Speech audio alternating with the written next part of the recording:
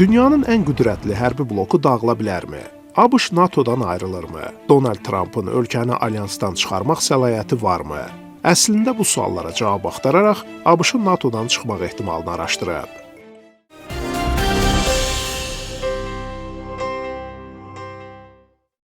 Aprelin 1-də ABŞ prezidenti Donald Trump Telegraf qəzetinə müsahibəsində ölkənin NATO-dan çıxması mümkünlüyündən danışıb. NATO mənə heç bir təsir etməyib. Mən həmişə onların kağız pələnglər olduğunu bilmişəm və yeri gəlmişkən Putin də bunu bilir. Bu bəyanat Trumpın Hörmüz boğazını açmaq üçün hərbi gəmilər göndərmək tələbini NATO-dakı müttəfiqləri rədd etdikdən sonra verildi və onun bu açıqlaması Ağ Evin Avropanı artıq etibarlı müdafiə tərəfdaşı olaraq görməməsinin mesajı kimi təqdim edildi. İrana hücumdan sonra Vaşinqtonun NATO müqaviləsinin 5-ci bəndinə istinad edərək müttəfiqlərinə Hörmüz boğazına gəmilər göndərmələri üçün təzyiq göstərməsinə baxmayaraq, Almaniya, Fransa, İtaliya və İspaniya bundan imtina etdilər. Böyük Britaniyanın baş naziri, bu bizim müharibəmiz deyil, dedi. Almaniya kansleri Friedrich Merz isə NATO-nun müdaxiləçi deyil, müdafiə ittifaqı olduğunu bəyan etdi. Digər Avropa liderlərində göstərdikləri bənzər yanaşma görünür Ağ Evdə açıq qıcıqlanmaya səbəb olub. Yeri gəlmişkən Trumpın istinad elədiyi 5-ci bənd yalnız NATO üzvünə hücum edildiyi zaman tətbiq olunur və NATO nizamnaməsinin 5-ci maddəsində də deyilir ki, bir üzvə qarşı edilən hücum hamıya qarşı edilən hücum hesab olunur və bütün üzvlər tərəfindən cavab tədbirləri tələb eləyir. NATO tarixində 5-ci maddə yalnız bir dəfə 11 sentyabr hücumlarına cavab olaraq NATO üzvləri ABŞ-ı dəstəkləmək üçün bir araya gələndə tətbiq edilmişdi. Trumpın məlum açıqlamasından sonra dövlət katibi Marco Rubio da Fox News-a müsahibə verərək deyib ki, administrasiya NATO-nun Amerika üçün dəyərini yenidən nəzərdən keçirməli olacaq. Əgər NATO yalnız hücuma məruz qalan Avropanı müdafiə etmək üçündürsə, eyni zamanda da lazım olduqda bizi bazalar yerləşdirmə hüququndan məhrum eləyirsə, bu yaxşı anlaşma deyil. Belə olan halda nəyəsə bağlı qalmaq çətindir. Əslində Donald Trumpın NATO-ya mənfi münasibəti və Amerikanın alyansı tərk etməsi mümkünlüyü ilə bağlı dilə gətirdiyi açıqlamalar bundan əvvəl də olub. Donald Trump bunu sonuncu dəfə NATO-dakı müttəfiqi Danimarkanın ərazisi olan Grenlandiyanı ilhaq etməklə hədələməsindən bir neçə həftə sonra səsləndirmişdi. Bundan əvvəl isə o NATO üzvlərini aşağı müdafiə xərclərinə görə tənqid edirdi. Prezidentliyinin birinci müddətində 2018-ci il Brüssel samitində çıxış eləyən Trump digər ölkələrin müdafiə xərclərini artırmayacağı təqdirdə ABŞ-ın alyansı tərk edə biləcəyini açıqlamışdı. Trumpın bu hədəsindən sonra digər üzvlər ümumi daxili məhsulun 2%-ni müdafiə xərclərinə ayırırlar. Siyasi təhlilçilər hesab eləyirlər ki, bu dəfə vəziyyət başqadır və ABŞ prezidenti çox qəzəblidir. Hərçənd Trumpın bu cür qərarlar qəbul etmək təcrübəsi artıq var və o ABŞ-ın UNESCO, BMT İnsan Hüquqları Şurası, Paris İqlim Sazişi, İranla nüvə sazişindən çıxması barədə qərarlara imza atıb. Wall Street Journal qəzeti iddia eləyir ki, artıq Trump Ağ Evdəki köməkçiləri ilə NATO-dan çıxmaq məsələsini danışıb. Qəzetin yazdığına görə o, Rubio və digərləri ilə şəxsi görüşlərdə müəyyən şərhlər verib, lakin alyansın gələcəyi ilə bağlı yekun qərarını açıqlamayıb. İndi bir çox ekspertlər ABŞ-ın NATO-dan çıxması ehtimalının nə qədər real olması, eyni zamanda da texniki və hüquqi prosedur tərəflərini təhlil eləyirlər.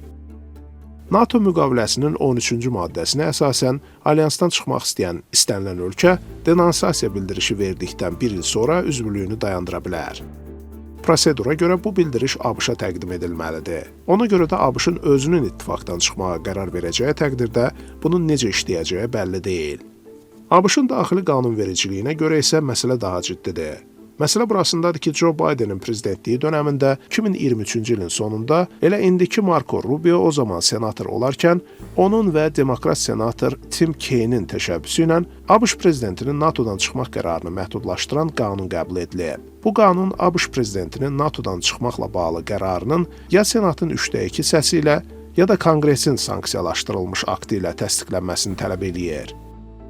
Lakin bəzi Amerikalı hüquqşünaslar hesab eləyirlər ki, Trump əvvəllər də olduğu kimi prezidentin xarici siyasət səlahiyyətlərinə istinad eləyərək Konqresin NATO ilə bağlı məhdudiyyətlərindən yan keçməyə cəhd eləyə bilər. Hələ 2024-cü ildə bu mövzunu geniş təhlil eləyən Politico yazırdı ki, prezidentin NATO-dan çıxmaq qərarı əslində Konqresdə birbaşa konstitusiyon qarşı durmaya getməsi demək olardı.